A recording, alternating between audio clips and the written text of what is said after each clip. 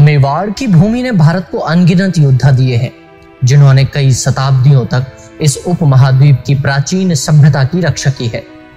बप्पा रावल के शासनकाल से लेकर महान महाराणा प्रताप के उदय तक राजपूतों द्वारा आक्रमणकारियों के प्रति अंतहीन प्रतिरोध का इतिहास सर्वविदित है। लेकिन हमारे इतिहास में कुछ ऐसे भी नायक हैं जिनका नाम भारतीय इतिहास की बात करते ही भुला दिया गया या दरकिनार कर दिया गया। एक नाम जिसे कई इतिहासकारों की आलोचना झेलनी पड़ी, वह है महाराणा उदय सिंह द्वितीय। बहुत से लोग नहीं जानते कि महाराणा प्रताप के संघर्ष से पहले ही उनके पिता यानी कि राणा उदय सिंह ने अकबर के खिलाफ गुरिल्ला युद्ध शुरू कर दिया था और मेवाड़ को मुगलों के चंगुल से बचाया था। दर्शकों, वीडियो में बने रहिए अंत तक। आगे बढ़ते हैं और जानते हैं महाराणा उदय सिंह द्वितीय का उदय। महाराणा उदय सिंह अपने पिता राणा सांगा की तरह ही एक चतुर नेता थे। वह 4 भाइयों में सबसे छोटे थे और शुरू से ही उनमें अपने राज्य और देश को आक्रमणकारियों से बचाने की वीरता की भावना विकसित थी। उनकी जन्म तिथि निश्चित नहीं है, लेकिन ऐसा माना गया है कि उनका जन्म 1520 से 1522 ईस्वी के बीच हुआ होगा।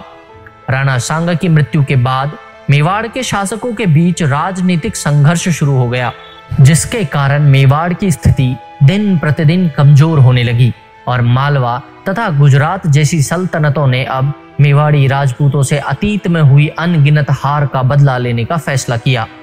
गुजरात के सुल्तान बहादुर शाह ने 1532 और 1535 ईस्वी में मेवाड़ पर आक्रमण किया।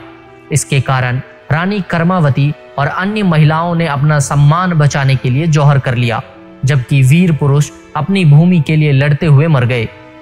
इसी समय राणा उदय सिंह नाबालिग थे और रानी कर्मावती ने पन्नाधाई को राणा उदय सिंह की जिम्मेदारी सौंपी थी। महान मां पन्नाधाई ने राणा उदय सिंह की रक्षा के लिए वनवीर के सैनिकों से अपने बेटे की बलि दे दी। थोड़े संघर्ष के बाद राणा उदय सिंह द्वितीय कई सरदारों का समर्थन प्राप्त करके सन 1540 ईस्वी में मेवाड़ की गद्दी पर बैठे। जानते हैं राणा उदय सिंह का दूरदर्शी नेतृत्व के बारे में। मेवाड़ के दूरदर्शी नेता को मेवाड़ और उसकी नागरिक आबादी की सुरक्षा का एहसास था। तोपखाने और अन्य जैसे उन्नत हथियारों से राज्य की रक्षा और बचाव के लिए राणा उदय सिंह ने उदयपुर शहर, जिसे झीलों का शहर कहा जाता है, उसका निर्माण किया। शहर को पहाड़ी किले द्वारा अच्छी तरह से संरक्षित किया गया था और कृषि उद्देश्यों के लिए उदय सागर नामक एक झील भी बनवाई गई थी। महाराणा उदय सिंह को पहले व्यक्ति के रूप में माना जा सकता है जिन्होंने मेवाड़ की कमजोरी और इसकी कमजोर सुरक्षा को महसूस किया। लगभग उसी समय जोधपुर और मेवाड़ के बीच संबंध नाजुक हो गए। इसके परिणाम स्वरूप एक बेकार लड़ाई हुई, जिसमें उनकी समस्याएं और बढ़ गईं। अब उत्तर भारत की राजनीति में भी नाटकीय बदलाव देखने को मिल रहा है। बाबर का मुगल साम्राज्य एक अफगानी सरदार यानी शेर शाह सूरी पर भारी पड़ गया। शेर शाह सूरी ने 2 बार मुगलों को हराया था और सूर साम्राज्य बनाया, जिसने पंजाब और बंगाल के बीच के क्षेत्र को नियंत्रित किया हुआ था। इस सफलता के बाद शेर शाह ने राजपुताना और मालवा तथा अन्य क्षेत्रों पर आक्रमण करने का निर्णय ले लिया। उन्होंने 1544 में सुमेल की लड़ाई में मारवाड़ राजपूतों को हराया। लड़ाई के परिणाम स्वरूप अफगानों की जबरदस्त जीत हो गई और इसके बाद शेर शाह ने अपना ध्यान मेवाड़ पर केंद्रित कर दिया। लेकिन चालाक उदय सिंह ने शेर शाह के खिलाफ अंतहीन युद्ध के बजाय कूटनीति का इस्तेमाल किया। कई लोग शेर शाह की अधीनता स्वीकार करने के कारण महाराणा उदय सिंह के इस कदम से सहमत नहीं हैं, लेकिन यह उदय सिंह का एक सामरिक कदम था। 1545 ईस्वी में कलिंजर में शेर शाह की मृत्यु के साथ ही उसका साम्राज्य भी विघटित हो गया और अब उदय सिंह ने अपनी चाल चली।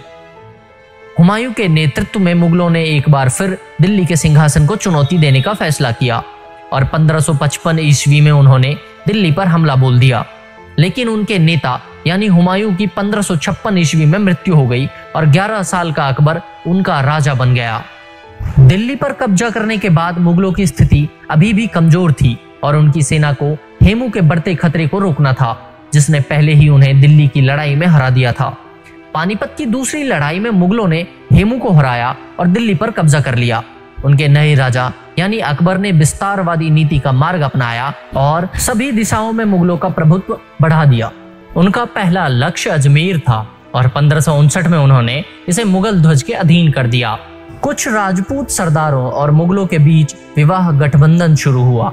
इसी के अंतर्गत अकबर ने अंबर के राजा भारमल की बेटी से विवाह कर लिया। 1562 ईस्वी में मारवाड़ के वीर नेता मालदेव राठौड़ की मृत्यु हो गई और इसके कारण मुगलों ने इस क्षेत्र पर भी कब्जा करने का फैसला किया। 1562 में मुगलों ने मालवा पर हमला किया और मांडू के बाज बहादुर को हरा दिया। बहुत ही कम समय में राजा अकबर ने सभी पड़ोसी राज्यों को मुगल झंडे के नीचे ला दिया। लेकिन एक स्थान ऐसा था जो अपने मूल से ही आक्रमणकारियों के सामने कभी नहीं झुका और वह थी मेवाड़ की भूमि। इसकी आजादी मुगलों को हमेशा सताती रही और मेवाड़ का मसला हमेशा के लिए खत्म करने के लिए अकबर ने 1567 ईस्वी में मेवाड़ पर हमला कर दिया। कविराज श्यामल दास के अनुसार जब चित्तौड़ शहर पर मुगलों के आक्रमण की खबर उदय सिंह तक पहुंची तो उन्होंने युद्ध परिषद बुलाई। राजपूत सरदारों ने उदय सिंह को बताया कि इस समय उनकी सेना मुगलों के विरुद्ध बड़े पैमाने पर युद्ध करने की स्थिति में नहीं है। गुजरात के सुल्तान के साथ उनके पिछले युद्धों ने अर्थव्यवस्था को व्यापक रूप से प्रभावित किया था और वे इससे अभी तक उभर नहीं पाए हैं। इसीलिए सरदारों ने महाराणा को चित्तौड़ छोड़ने का सुझाव या आग्रह किया। लंबी चर्चा के बाद उदय सिंह चित्तौड़ छोड़ने के लिए सहमत हो गए और उन्होंने आक्रमणकारियों से शहर की रक्षा के लिए 8000 राजपूत सैनिकों को तैनात किया। रायमल और पत्ता चित्तौड़ में राजपूत के 2 बहादुर नेता माने जाते हैं।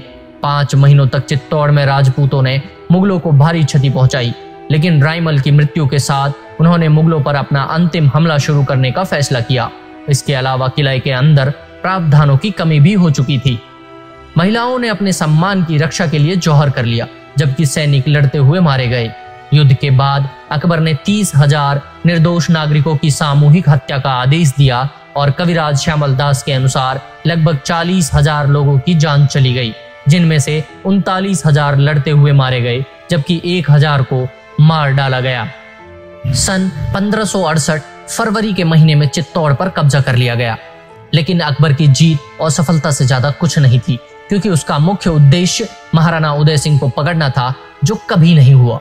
इसके अलावा अकबर ने उदय सिंह को पकड़ने के लिए हुसैन कुली खान को भी भेजा, लेकिन वह भी असफल रहा। अब यहाँ यह सवाल उठता है कि क्या महाराणा उदय सिंह कायर थे?